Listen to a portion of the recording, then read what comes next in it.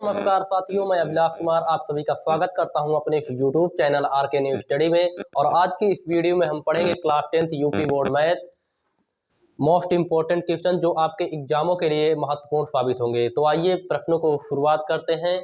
तो पहला क्वेश्चन दिया हुआ है, बिंदु 2,3 और 4,1 के बीच की दूरी ज्ञात कीजिए। ये दूरी निर्देशांक ज्यामिति का क्वेश्चन है। ये क्वेश्चन आपके बोर्ड में अक्सर पूछा जाता है। ये मोस्ट इंपोर्टेंट क्वेश्चन है।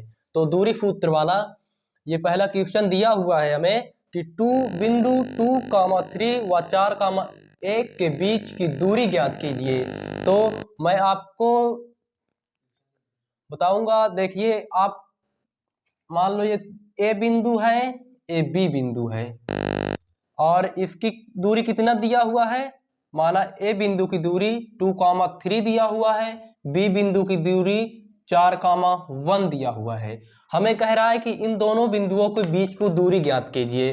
तो दूरी का सूत्र होता है, मान लो इसकी दूरी हमें निकालना है तो ए बी की दूरी जो होगी, ये जो ए बी का मतलब यहां से यहां तक की दूरी जो होगी, ए बी बराबर अंडर रूट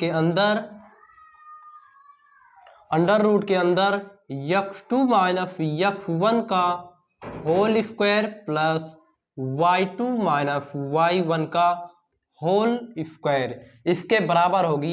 इस सूत्र का प्रयोग करके हम किसी दो बिंदु की दूरी को बहुत ही आसानी से ज्ञात कर सकते हैं। तो आइए दोस्तों निकालते हैं हम। तो यहाँ पर हम इन दो बिंदुओं की दूरी निकालेंगे। तो देखो, हमें इसे मान लो x1 कामा y1 है ये, और इसे मान लो x2 कामा y2।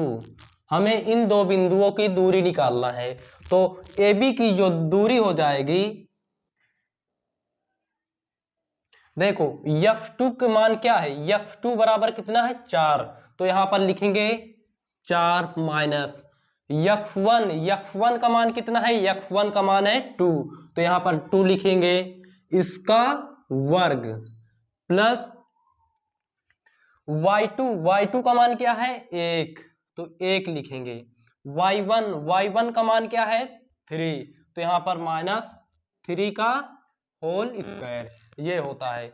तो आपको केवल ये सूत्र का उपयोग करना है, इसके बाद आप किसी भी दो बिंदुओं की दूरी आसानी से निकाल सकते हैं।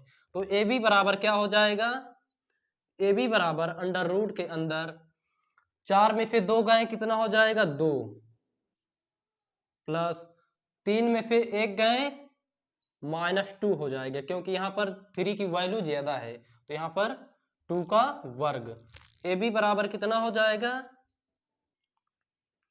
2 दूनी 4 प्लस 2 दूनी 4। यहाँ पर देखो -2 गुणे -2 करेंगे तो माइनस माइनस प्लस हो जाएगा, 2 दूनी 4 केवल 4 ही आ जाएंगे। ये दोनों गुणा हो जाएगा तो ये प्लस में चेंज हो जाएगा, इसलिए यहाँ पर 2 दूनी 4 हो जाएगा। तो मुझे आशा होगी कि ये प्रश्न भी आपको समझ में आता होगा। और यहाँ पर कितना हो जाएगा 4 4 अंडर रूट के अंदर 8 ये हो गया। अब 8 को तोड़ो, 8 को जब हम तोड़ेंगे 2 चौको 8, 2 दूनी 4, 2 एक कम 2। तो हम इसे जब तोड़ेंगे ए बी बराबर 2 गुणे 2 गुणे 2 ऐसे तोड़ेंगे।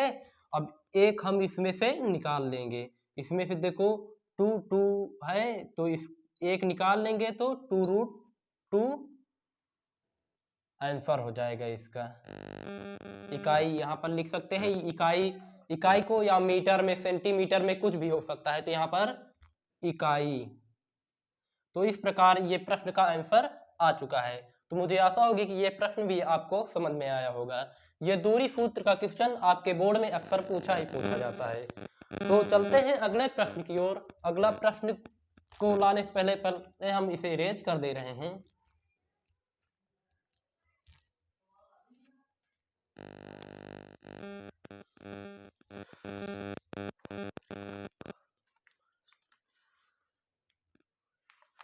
अगला क्वेश्चन कह रहा है कि फाइन 3a बराबर कॉस a माइनस 26 हो जहां 3a एक न्यून कोण है, तो a की मान ज्ञात कीजिए। तो हमें क्या निकालना है, a का मान निकालना है। तो यहां पर हमें दिया क्या है, हमें दिया है कि फाइन 3a बराबर है cos a माइनस 26 के। ये cos a माइनस 26 के बराबर दिया हुआ है। कह रहा है ये जो 3a है ये एक न्यून कोण है, तो a का मान ज्ञात कीजिए। हमें इसमें a का मान निकालना है, तो हम निकालेंगे। देखो 3a एक न्यून कोण है, तो देखो यहां पर मैं एक सूत्र बता रहा हूं, फाइन 90 माइनस थीटा बराबर होता है cos theta, cos 90 minus theta बराबर होता है फाइन थीटा, ये होता है इसी तरह। तो हमें क्या दिया हुआ है, हमें दिया हुआ है कि fine 3a cos a minus 26। तो देखो फाइन 3a कब होगा, कॉस 90 माइनस थीटा बराबर फाइन थीटा है। तो हमें इस वैल्यू में तोड़ेंगे इसे, तो क्या हो जाएगा, फाइन कॉस 90 माइनस 3a बराबर, जब कॉस 90 माइनस 3a होगा तभी तो ये फाइन a में चेंज होगा। यहाँ पर हम 3a की तरफ थीटा लेंगे तो फाइन थीटा होगा। फाइन थीटा कब आता है, जब कॉस 90 माइनस थीटा होता है, तभी तो फाइन थीटा में चेंज होता है।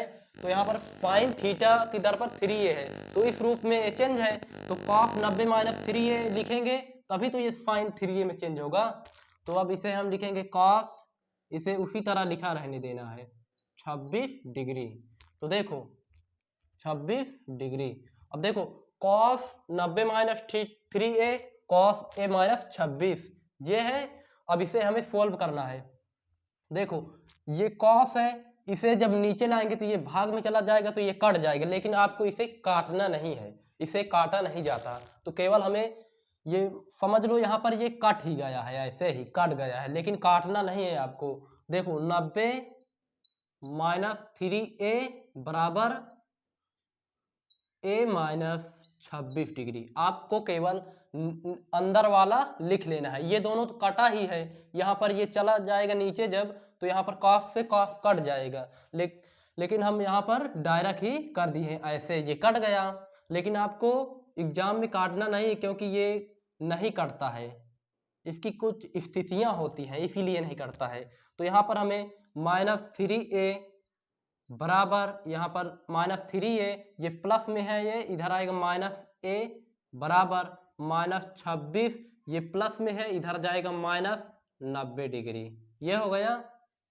अब देखो माइनस माइनस प्लस होता है, 3a में a जोड़ देंगे तो क्या हो जाएगा 4a। इसमें 3a की वैल्यू ज़्यादा है, इसमें माइनस लगा इसलिए यहाँ पर माइनस लग जाएगा। 26 और 90 जोड़ेंगे तो 6 9 2 11 इतना आ जाएगा। और इसमें 90 ज़्यादा है, इसकी वैल्यू ज़्यादा है, तो इसके आगे माइनस लगा है इसलिए यहाँ पर भी माइनस आ जाएगा। तो यहाँ पर हम a का मान निकालेंगे, जब माइनस 116 बटे माइनस 4 ये हो जाएगा, ये माइनस से ये माइनस कैंसिल हो जाएगा। a बराबर 116 बटे 4 बराबर, ये कट जाएगा, जब भाग में कटेगा तो यहाँ पर 4 दूना 8, 4 दूना 8, 8 3 11, 4 9 36। तो a का जो मान हो जाएगा 90 29 डिग्री। तो ये इस प्रश्न का आंसर है, हमें a का मान निकल ही आया है। तो इस प्रोसेस का प्रयोग करके इस क्वेश्चन का आंसर भी आप ज्ञात कर सकते हैं। तो मुझे आशा होगी कि ये प्रश्न भी आपको समझ में आया होगा। तो चलते हैं अगले प्रश्न की ओर। अगला प्रश्न क्या है, पहले हम इसे इरेज कर दे रहे हैं।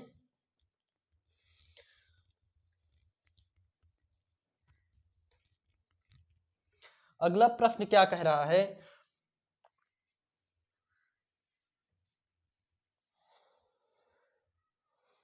अगला प्रश्न बोर्ड में दिया हुआ है क्यू आर बटे क्यू एस क्यू टी बराबर बटे पी आर, क्यू टी बराबर पी आर तथा कोण ए एक बराबर है कोण 2 के।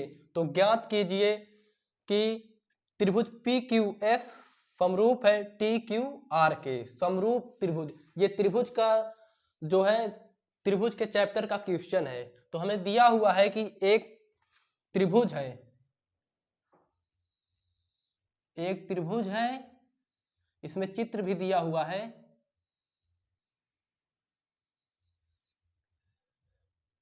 इसमें चित्र दिया हुआ है, ऐसे कुछ बना है, ऐसे और ऐसे बना है ये।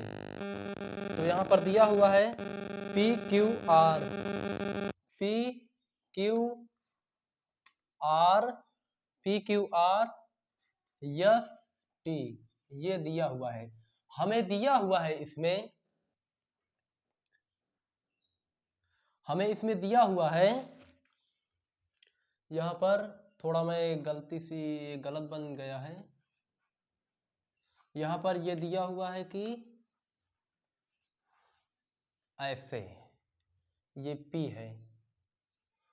हमें दिया हुआ है कि क्यू आर, क्यू आर, ये पूरा क्यू आर क्यू एस के अनुपात में है, और क्यू टी जो है पी आर के अनुपात में है। और दिया हुआ है कि कोण 1 और यहाँ पर कोण 2, ये दिया हुआ है। हमें क्या दिया हुआ है, हमें दिया है, पहले हम लिखेंगे दिया है, हमें क्या क्या दिया हुआ है, क्यू आर बटे क्यू एस बराबर है क्यू टी बटे पी आर के बराबर अनुपात में दिया हुआ है। और क्या दिया हुआ है, कोण 1 बराबर है कोण 2 के।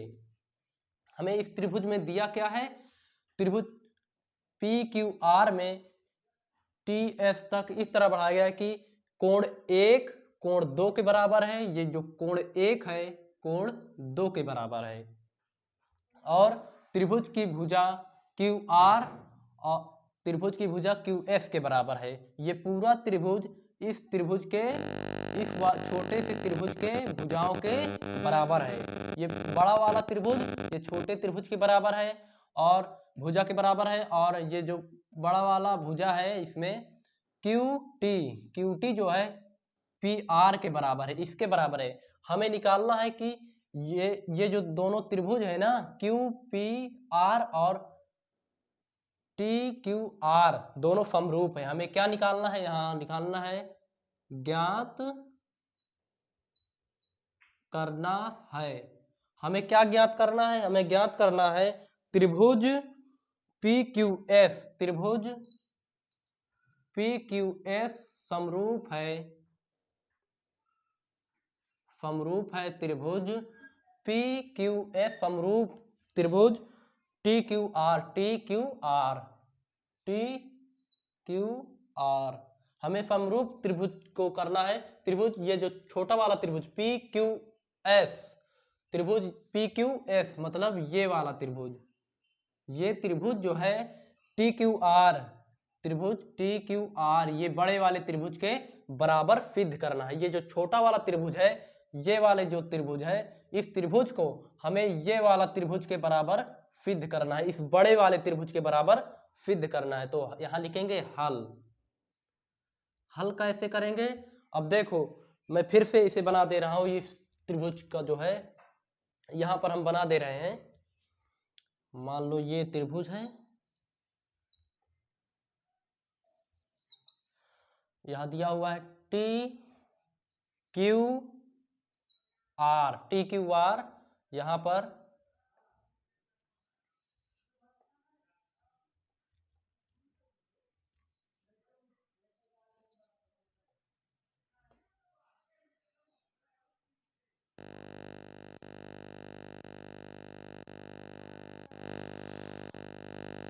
P Q R T S. हमें क्या दिया हुआ है, कोण 1 कोण 2 के बराबर है, और ये जो भुजा है ये पूरी भुजा जो है इसके बराबर दिया हुआ है। और हमें दिया हुआ है कि ये पूरा त्रिभुज इस त्रिभुज के भुजा के बराबर है, तो हमें ज्ञात करना है कि ये जो छोटा वाला जो त्रिभुज है इस बड़े वाले त्रिभुज के समरूप। तो हमें क्या दिया हुआ है, हमें दिया है, लिखेंगे चूंकि त्रिभुज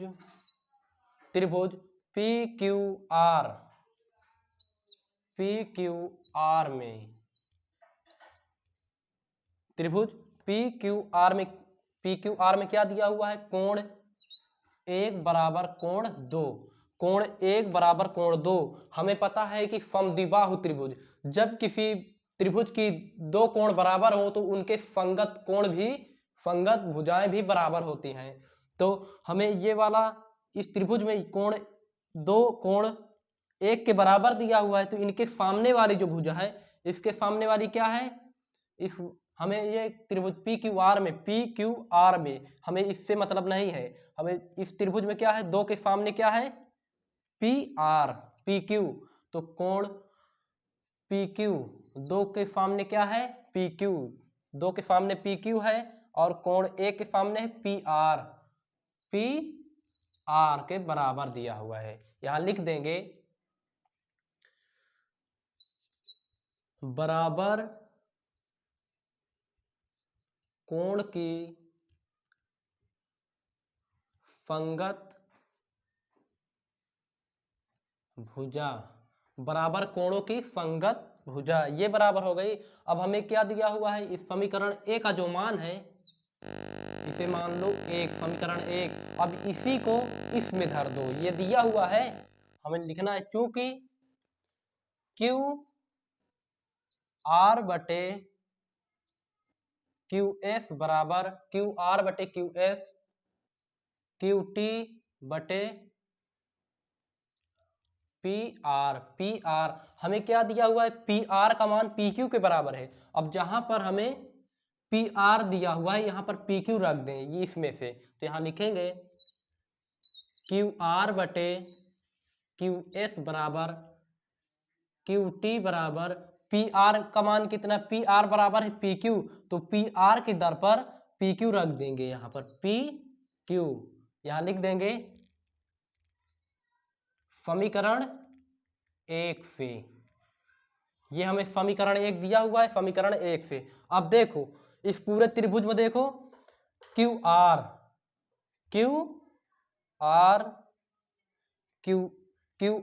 जो है क्यू एस के बराबर दिया हुआ है, क्यू टी पी क्यू के बराबर दिया हुआ है, पी क्यू के बराबर दिया हुआ है। तब हम क्या ज्ञात करेंगे कि ये जो पूरा त्रिभुज है, अब देखो यहां लिख देते हैं त्रिभुज टी क्यू आर, हमें क्या निकालना है यहां पर, पी क्यू एस, यहां लिखेंगे पी क्यू एस व त्रिभुज टी क्यू आर में P Q S T Q R में क्यू आर जो है यहां लिखेंगे टी क्यू आर में क्यू आर जो है क्यू एस के बराबर है और क्यू टी जो है पी क्यू के बराबर है, पी क्यू के बराबर है। देखो इनकी संगत भुजाएं का अनुपात बराबर है, तो संगत भुजाओं का अनुपात बराबर है और पी क्यू एस और टी क्यू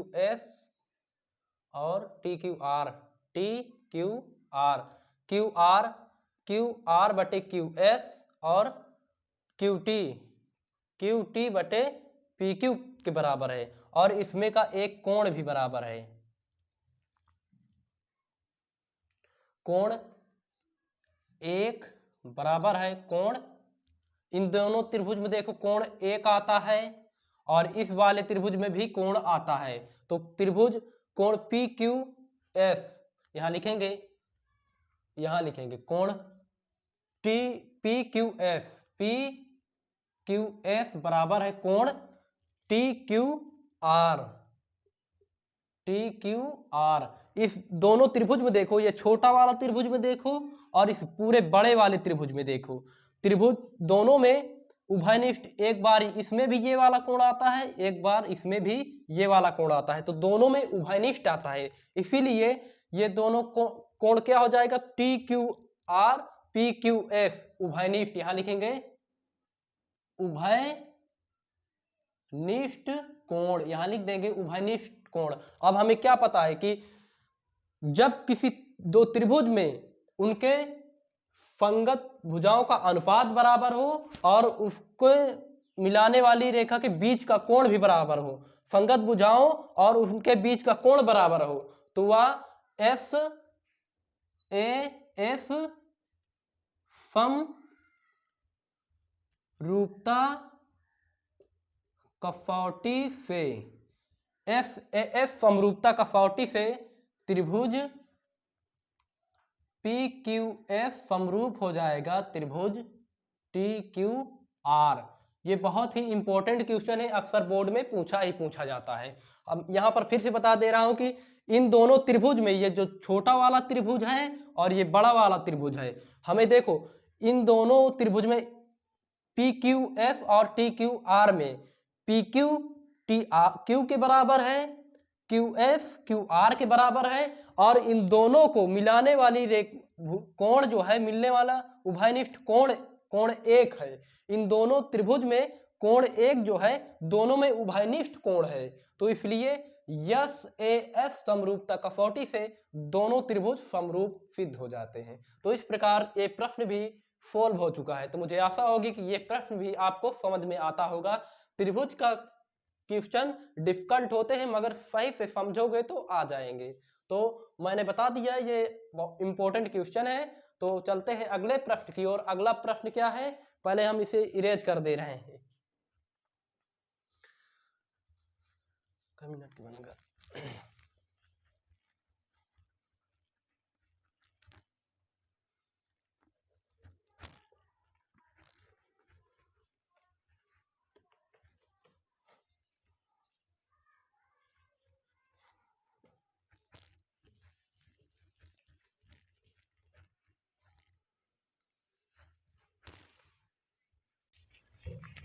अगला क्वेश्चन दिया हुआ है बोर्ड में कि √2x प्लस √3y बराबर 0 और √3x माइनस √8y बराबर 0 है। तो इसे हमें इसमें यक्स वाई का मान निकालना है, हमें यक्स वाई का इसमें मान निकालना है। तो देखो पहला क्या दिया हुआ है,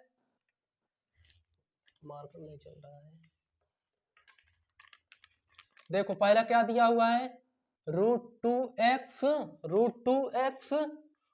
प्लस √3y बराबर 0 ये दिया हुआ है, और दूसरा क्या दिया हुआ है, √3x माइनस √8y बराबर 0। हमें ये दो समीकरण दिया हुआ है, हमें इसमें का यक्स वाई का मान निकालना है। तो आइए इसे भी सॉल्व करते हैं। इसे मान लो समीकरण 1, इसे मान लो समीकरण 2, इन दोनों को समीकरण 1 और 2 मान लो। तो इसे हम हल करेंगे प्रति स्थापन विधि से, प्रतिस्थापन विधि से इस समीकरण को हम सॉल्व करेंगे। तो ये समीकरण देखिए, पहला समीकरण इसमें से हम लेंगे √2x प्लस √3y बराबर 0 है। तो इसमें से आप यक्स और वाई का किसी भी का मान भी आप निकाल सकते हैं। तो हमें यक्स पहले हम निकालेंगे, इसमें यक्स ये प्लस में उधर जाएगा तो माइनस √3y ये हो जाएगा। अब यहाँ पर यक्स का मान निकालेंगे हम, √3y माइनस √3y बटे √2 ये हो गया, √2 इतना आ गया। अब यक्स का जो मान है समीकरण 2 में रख दो, समीकरण 2 में रख दो। तो यहां लिखेंगे यक्स का मान समीकरण 2 में रखने पर, यक्स का मान समीकरण 2 में रखने पर, तो समीकरण 2 क्या है, 3x माइनस √3y बराबर 0 ये है। अब जहां पर हमें दिया हुआ है यक्स वहीं पर हम रख देंगे -√3y बटे √2। तो यहाँ हम रखेंगे 3 गुणे, यहाँ रख देंगे -√3y बटे √2, इतना हम रख देंगे। फिर -8√8y बराबर 0, इतना आ गया। अब देखो इसे अंदर गुणा कराओगे, जब हम रूट से रूट में गुणा कराएंगे तो इसमें कितना आ जाएगा 3y -3y, क्योंकि जब हम रूट को किसी भी संख्या जैसे √2 है गुणे √2 है, जब इन दोनों संख्या को हम गुणा कराएंगे तो केवल इसमें की अंदर वाली संख्या ही निकल कर आती है। तो √3 को √3 से गुणा कराएं तो केवल 3 ही निकल कर आएगा, फिर बटे √2, इतना आ गया। -√8y बटे यहाँ पर 1 मान लो आप। अब इसमें का आप एलसीएम लो, एलसीएम लेंगे तो नीचे कितना आ जाएगा 2 आएगा, इसमें -3y माइनस, अब ये रूट यहाँ पर गुणा हो जाएगा, √8y गुणे √2, क्योंकि 1 है यहाँ पर इसीलिए इसमें गुणा हो जाएगा, तो यहाँ पर लिखेंगे 0, इतना आ गया। अब इसमें जब गुणा कराएंगे हम -3y माइनस 8 दूना 16, तो √16y बटे नहीं लिखेंगे, ये जो यहाँ पर भाग में है उधर चला जाएगा, गुणा में हो जाएगा 0 गुणे √2, इतना आ गया। अब देखो जब हम 16 को रूट में करेंगे तो क्या हो जाएगा 4 गुणे 4, इसमें से अंदर से क्या निकल कर आ जाएगा 4, तो यहाँ पर रूट हट जाएगा, -3y माइनस 4y आ जाएगा इसमें, और 0 में गुणा होगा तो ये 0 हो जाएगा। तो जब 0 हो जाएगा 4 में से 4 3 7 होगा, 4 3 7। अब यहाँ पर y का मान हम जब निकालेंगे 0 बटे, ये गुणा में है नीचे चला जाएगा, -7y बराबर 0 आ जाएगा। तो y का मान कितना आ गया 0 आ गया। अभी हमें यक्स का मान निकालना है, यक्स का मान आप कहीं भी रख सकते हैं, आप यहाँ भी रख सकते हैं, यहाँ भी रख सकते हैं, यहाँ भी रख सकते हैं, तो आप कहीं भी रख सकते हैं। तो हम रखेंगे y का मान समीकरण 1 में रखने पर, y का मान समीकरण 1 में रखने पर, तो यहाँ √2x प्लस √3y बराबर 0, इतना दिया हुआ है। अब यहाँ पर √2x प्लस √3 गुणे y का मान कितना है 0 है, तो यहाँ पर 0 से गुणा करा देंगे, यहाँ पर 0 तो है ही, यहाँ पर √2x, 3 को जब रूट में गुणा करेंगे 0 में गुणा करेंगे तो 0 ही आएगा बराबर 0, यहाँ पर √2x बराबर 0, x बराबर 0 बटे √2, x बराबर यहाँ पर भी 0 आ गया। तो इस प्रकार हमें क्या मिला, x बराबर 0, y बराबर 0, तो इन दोनों का मान हमें 0 मिला। लेकिन यहाँ पर रूट दिया हुआ था, थोड़ा डिफिकल्ट था क्वेश्चन, लेकिन आप ध्यान से सॉल्व करेंगे तो इसे सॉल्व कर जाएंगे। तो मुझे आशा होगी कि ये प्रश्न भी आपको समझ में आया होगा। तो चलते हैं अगले प्रश्न की ओर। अगला प्रश्न क्या है हमारा, अगला प्रश्न है 6x प्लस y और 2x माइनस 3y बराबर 4 को प्रतिस्थापन विधि से हल कीजिए। तो ये हमें दिया हुआ है अगला प्रश्न, इससे पहले हम रेज कर दे रहे हैं।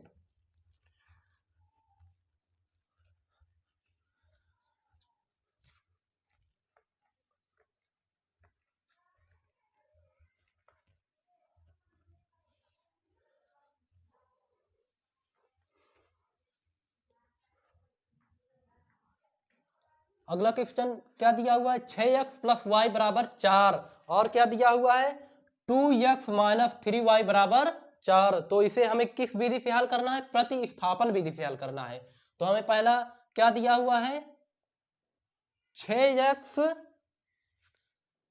प्लस वाई बराबर 4, इसे मान लो समीकरण 1, और दूसरा क्या है 2x प्लस 3y बराबर 4, 2x प्लस माइनस है, यहाँ पर माइनस है, 2x माइनस 3y बराबर 4, ये समीकरण 2 दिया हुआ है। तो हमें क्या ज्ञात करना है, इसे प्रतिस्थापन विधि से हल करना है। तो इसे भी अब प्रतिस्थापन विधि से हल करेंगे। तो समीकरण को हल करने की 3 विधियां होती हैं, तो आपको आना चाहिए। पहली समीकरण की विधि है, पहला है विलोपन, दूसरा है विस्थापन, चौथा है वज्रगुणन विधि। तो मैंने इस तीनों को पढ़ा चुका है, यदि आपने नहीं पढ़ा तो जाकर वीडियो देखिए। तो हमें किस विधि से, प्रतिस्थापन विधि से हल करना है। तो हमें प्रतिस्थापन विधि से हल करेंगे यहाँ पर। तो यहाँ पर लेंगे पहला समीकरण, मान लो यहाँ पर आप कोई भी समीकरण ले सकते हैं, या तो दूसरा या तो पहला। तो हम लेंगे आपकी दूसरा। तो यहाँ लिखेंगे प्रतिस्थापन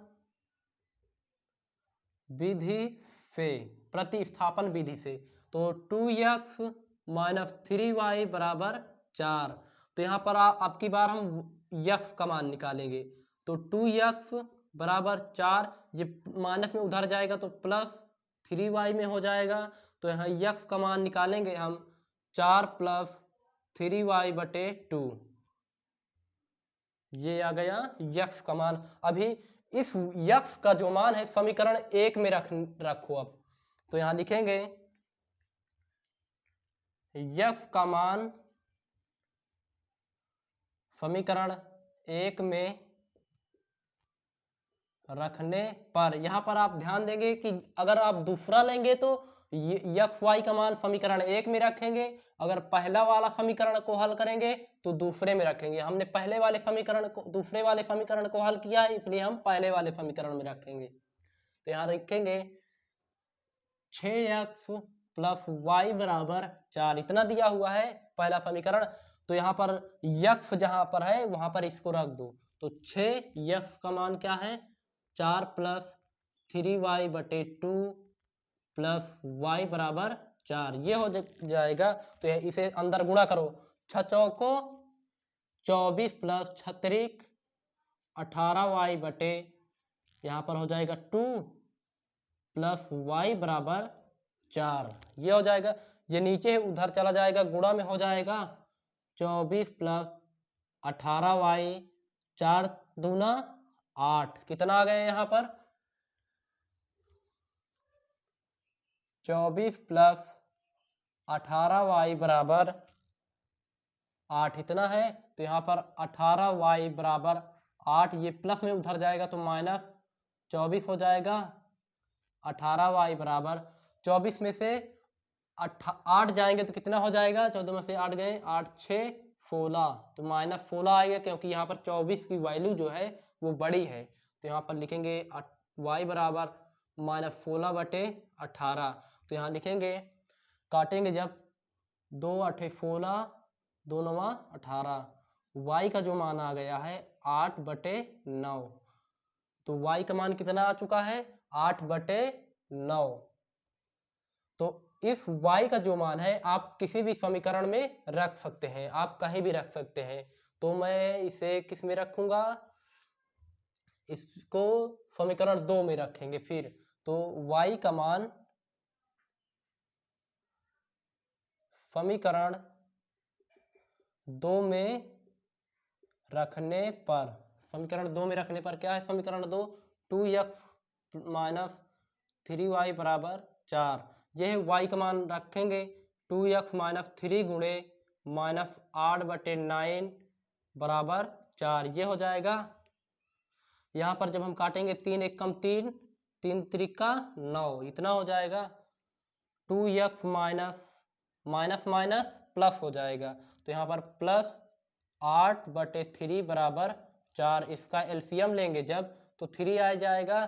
तो 3 दूना 6x प्लस 8 बराबर 4, 6x प्लस 8, 4 तेई 12, 6x बराबर 12 माइनस 8, 6x बराबर 12 में से 8 गए, 8 4 12, x बराबर 4 बटे 6, 2 दूनी 4, 2 तेई 6। तो यहाँ पर क्या आ गया, x का मान 2 बटे 3। तो हमें क्या निकल कर आ चुका है, हमें यहाँ निकल कर आ चुका है x बराबर 2/3 और y का मान क्या निकल आ चुका है -8/9। तो ये दोनों वैल्यू यहाँ पर दोनों समीकरणों से हल कर चुके हैं। तो ये प्रश्न भी आपको समझ में आया होगा, मुझे आशा होगी। तो चलते हैं अगले प्रश्न की ओर। अगले प्रश्न क्या है हमारा, इससे पहले हम रेज कर दे रहे हैं।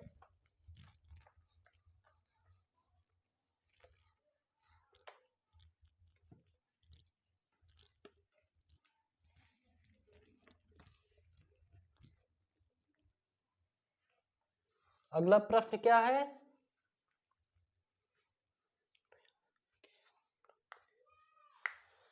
के किस मान के लिए समीकरण का दो बराबर हल होगा। तो यहां पर क्या दिया हुआ है 2x² प्लस kx प्लस 3 बराबर 0 हमें दिया हुआ है। इसमें समीकरण 2x² प्लस kx प्लस 3 बराबर 0 के किस मान के लिए के किस मान के लिए इस समीकरण के दो बराबर हल होंगे।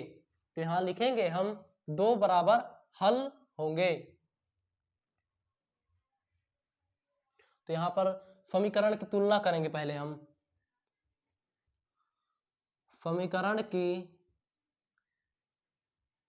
तुलना ax² plus bx plus c बराबर 0 से करने पर b बराबर 0 से करने पर।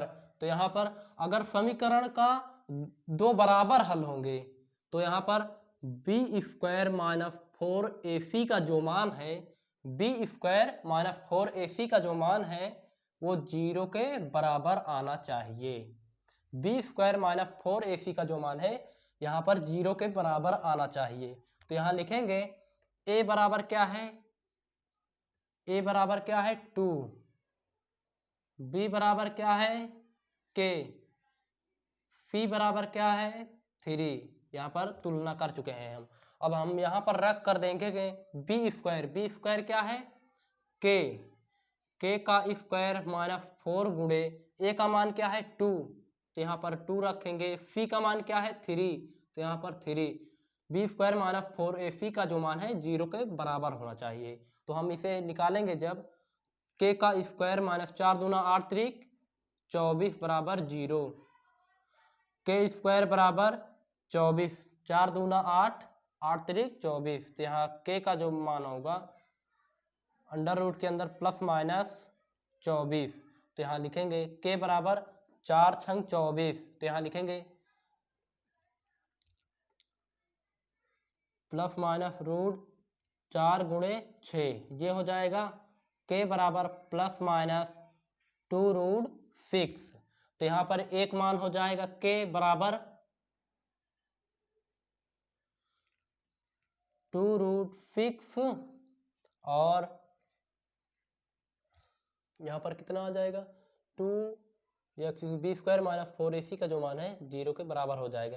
तो यहाँ पर हमें केवल इतना ही आंसर आ चुका है। k का जो मान है प्लस माइनस के 24 होगा। तो b² माइनस 4ac का जो मान है 0 के बराबर आना चाहिए। तो हमने तुलना करके रख के देख लिया कि प्लस माइनस का 24 आता है। तो इस प्रकार ये पूरा प्रश्न सॉल्व हो चुका है। तो मुझे आशा होगी कि ये प्रश्न भी आपको समझ में आता होगा। तो इसमें का मैं थोड़ा कॉन्सेप्ट समझा दे रहा हूँ। यदि b² माइनस 4ac का मान है 0 से बराबर आ जाएगा तो इसके दो बराबर मूल होंगे। यदि b² माइनस 4ac का मान 0 से